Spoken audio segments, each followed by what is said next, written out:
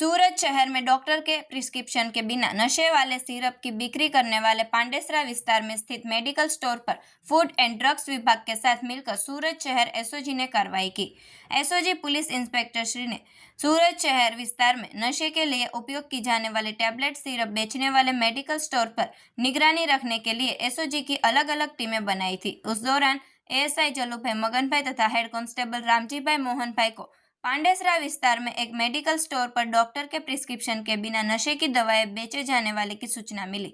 इस सूचना के आधार पर एसओजी के अधिकारी कर्मचारी तथा food and drugs inspector Shri Saumil Patel को साथ लेकर Pandesara Bamroli road Geetanagar 1 plot number 23 Surat में स्थित शिव मेडिकल नाम के मेडिकल स्टोर पर ट्रैप बिछाकर एक डमी ग्राहक भेजा गया। जांच में पाया गया कि मेडिकल स्टोर के संचालक अभिषेक आलोक कुमार शाह, उम्र 26 साल, व्यवसाय मेडिकल व्यापार, निवासी घर नंबर 311 विनायक नगर कैलाश चौकड़ी पांडेसरा सूरत, किसी भी डॉक्टर के प्रिस्क्रिप्शन के बिना नशा युक्त दवा की बिक्री अपने मेडिकल स्टोर से कर रहा था। इस पर टीम द्वारा मेडिकल स्टोर पर छापा मारकर कॉनेक्स टी10 की 53 बोतल जिसकी कीमत ₹5,300 का मुद्दामाल बरामद किया गया।